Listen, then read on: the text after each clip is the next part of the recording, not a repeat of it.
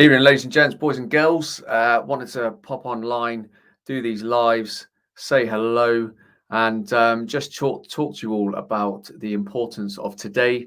For those of you who don't know, today is International Giving Tuesday. Now, I wanted to check in with obviously everybody who follows my pages, follows my Facebooks, my YouTubes, Twitters, and I'll post this on my Instagram. I wanted to talk to you about the sheer importance of today. Now, many people may not have even heard of it. So, oh, what the hell is Giving Tuesday? Well, it's an international day that is held every year. Um, Obviously, today is International Giving Tuesday. Now, what this means is a lot of charities around the world, individuals, humanitarian organizations, all kind of like talk about what the work that they do, kind of promote the fantastic work they do all in different parts of the world. And that's what I wanted to do today. Now, my personal part in this is I'm a patron to a phenomenal charity called Melkosh Mission International, which focuses solely on the amputees and the war victims from the Blood Diamond Civil War in Sierra Leone. Now, many of your experiences may of such a war in this war-torn country would have come from movies like Blood Diamond and stuff like that. So if you've ever seen that movie, you can kind of get a gist of where I'm going with this and what I'm talking about. Obviously, having been on the ground myself, working with these amazing, humble human beings, it's an absolute pleasure of mine to spend time with and help hundreds of people in this poor country. Now, just a bit of history, just to give you guys a bit of background on why the charity does what it does. Now, in the late 90s, early 90s, the civil war broke out in Sierra Leone. This basically led to just carnage, absolute barbaric carnage, bloodshed. The president or prime minister at the time basically said that the fate of the country is literally in the people's hands. And what he meant by this is that the quicker people could mine diamonds, obviously, the more money the country would make and the better civilization's lives will be. Obviously, it didn't turn out like that. So a combated enemy force erupted in the form of like the West Side Boys who spilled over from Liberia.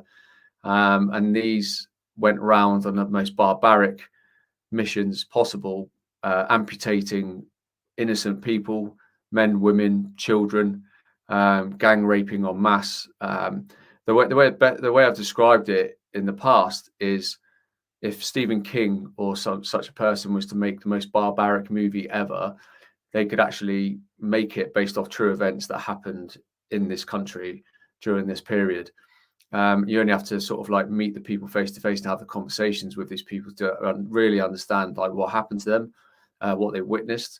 Many of them, obviously children, saw their parents murdered right in front of their faces, things that were scarring for life. Young girls' first experiences of being with another man was in fact being raped or gang raped.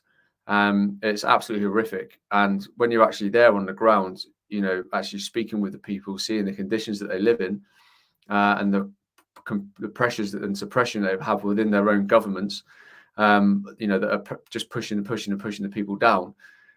You think that these people would be just living in fear, misery, and anger.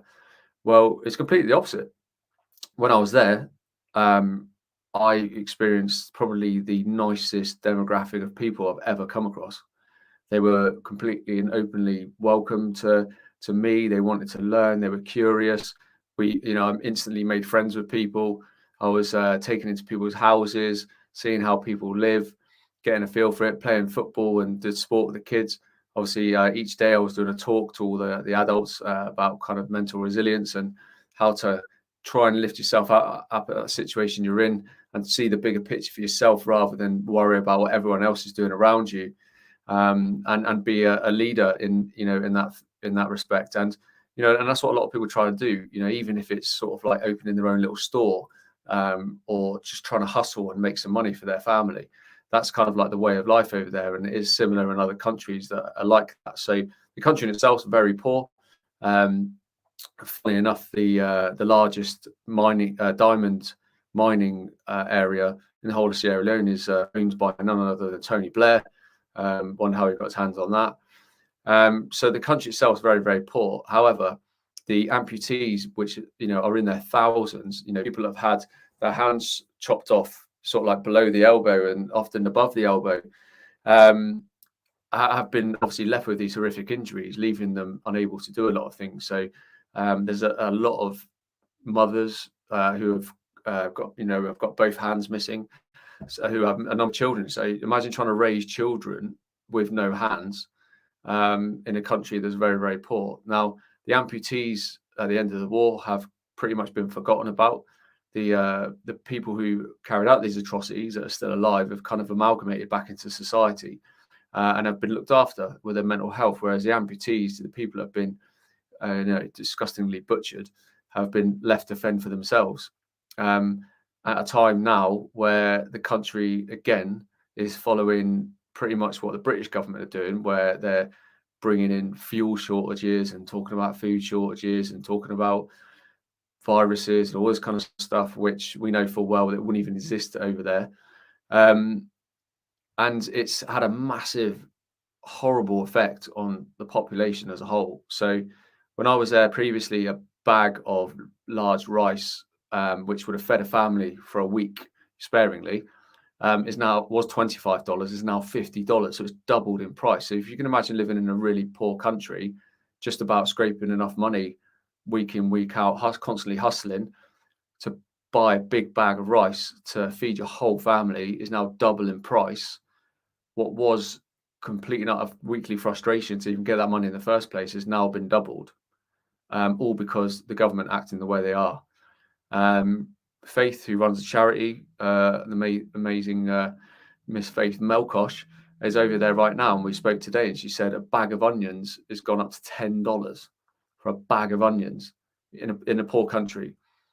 So you can only imagine what it's like for these people. So Giving Tuesday is obviously a big part of the year for the charity, and this year, obviously, the money that we raise this year is more important than ever. So what we do is each year we go over there and we carry out medical missions. So we take over medicines, mobility aids and things like that to help the amputees in a time, where they suffer from a lot of pain, especially the younger ones. And then obviously as they get to a certain age, the older people are really struggling.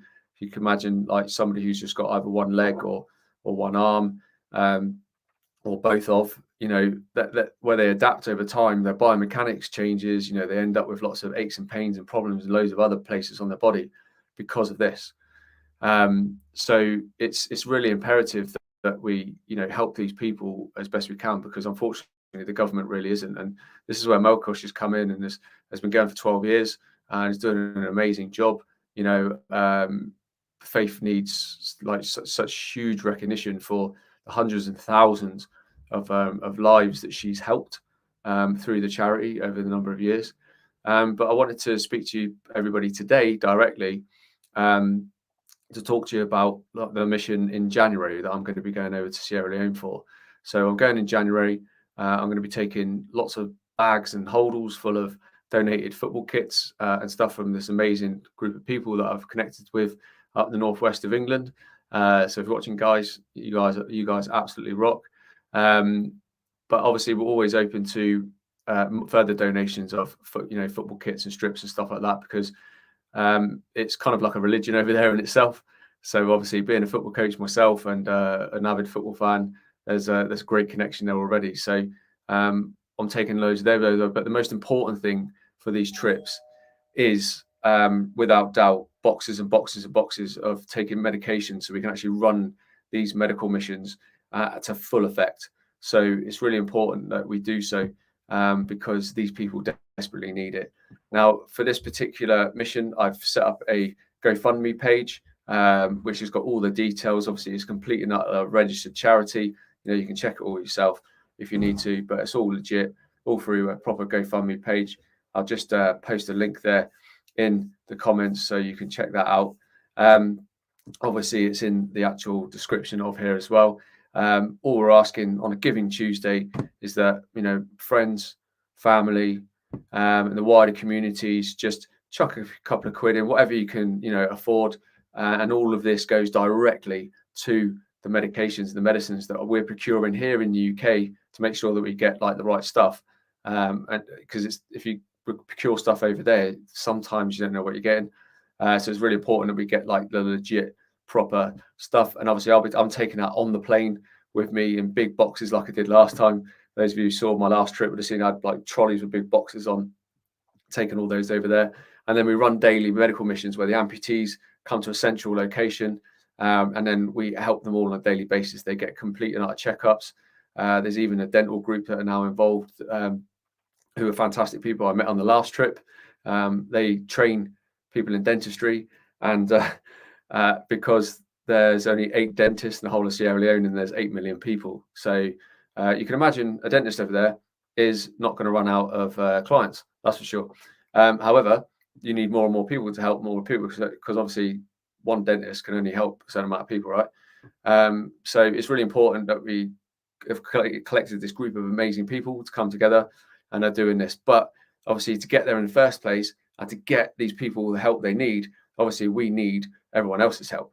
Okay, again, I'm just a vehicle in this. Okay, it's just making this happen. I'm the catalyst that's driving, obviously, all the help and the love from all you guys to get it there in the first place.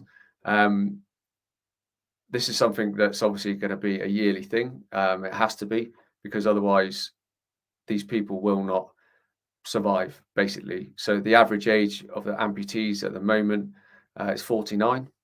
Obviously, the average age of people who die in the UK is like 82.3 or something like that. Okay, so it's because of the conditions that are then being suppressed on them. And unfortunately, I think it's only going to get worse as people are now being forced into a position where they can't feed their families properly. Every single day is a horrendous struggle. I mean, it's just a case of making these people's lives, conditionally better in the quickest amount of time. It's a project it's always ongoing. We are trying to build schools in some of these villages. One of the schools is pretty much the shell of the building's done. But again, it's raising capital and funds and awareness to kind of finish off this school, because at the minute the children are learning out of a little chicken coop. But that's what I love about the country. You know what I mean? They don't see things as a massive obstacle. They get on with it. They're totally averse to the conditions that they live in, and they've always got a massive smile on their face. It's just so humbling to see, and I can't wait to get back out there in January. I speak to many of these people in the villages on WhatsApp most weeks, and have done ever since I've been over. And they're the most amazing people you can imagine. I've never felt so welcomed in my life, and it's our honor, really, and the obligation to help these people that could easily be helped by governments if they genuinely wanted to help them. But when you've actually seen this, when you've actually seen the fallout of mass genocide, when you've seen the fallout of horrendous war, and don't forget, apart from all of this, these poor people have suffered like the Ebola crisis, mass landslides, which I saw when I was over there myself, and seen the devastation where it's taken hundreds and hundreds of houses down, and there's still people buried under there to this date.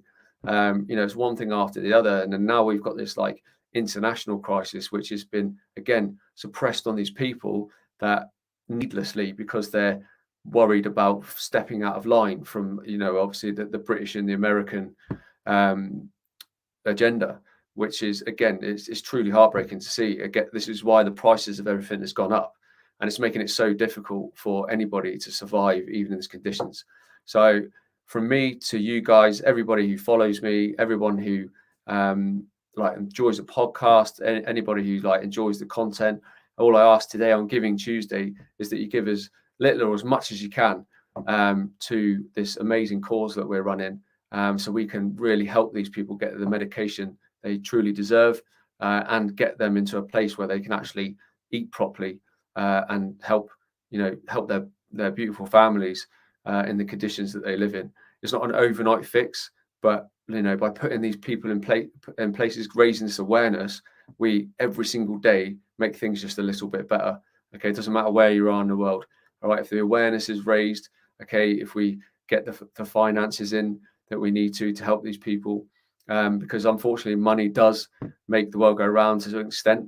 All right, the travel there, the medications, that everything that's involved does need some kind of financing. So collectively, as a whole, we can help amazing people here directly. And what the beautiful thing about this charity is that every single penny goes to the people on the ground. Okay, and I showed everybody the extent of this last time when I was over there. I was doing lots of lives, loads of like video footage with the beneficiaries of the charity and stuff like that. So if you want to check out obviously more about the charity, you can do so via my website, mrajroberts.com. You can also, if you look on the charity section on there, you'll see loads more about Melkosh. You'll see some photographs and videos from when I was there last time. Obviously, you can check out Melkosh Mission itself on Google, or it's got the YouTube channel where you can see fantastic videos from previous visits. And obviously, as I mentioned in the description of this video and in the top link, if you would like to please donate something, anything will help. Okay, you'd be surprised just how much little money is to us here goes a long way over there. And as I mentioned earlier, a big bag of rice feeds a whole family for a week. So imagine sitting there knowing that you fed a whole family for a week, whilst we've got it pretty all right here in Europe, United States, New Zealand, Australia, regardless of the situation we find ourselves in. These amazing human beings are having their lives just suppressed even further. Thank you so much for taking the time to tune into this video. I really do appreciate it. If anyone's ever got any questions about the work we're doing, please get in touch. And likewise, keep doing what you're doing now, guys, with the support that you're showing to myself, the show, all the work we do. It will be forever remembered, as will any donations that come through in the light of Giving Tuesday. Today, Tuesday, the 30th of November, which in fact is also St. Andrew's Day. Okay, don't believe in coincidences. So yeah, please guys, big shout out to everybody that follows, and I want to say again, much love for all the love and support that you've all shown myself, the show, the charity, for those that have followed it for some time now. It's been, it's truly remarkable, the power of the people. So thanks again, and please donate what you can. Much love, guys. Have a great evening, and I'll see you soon on the show.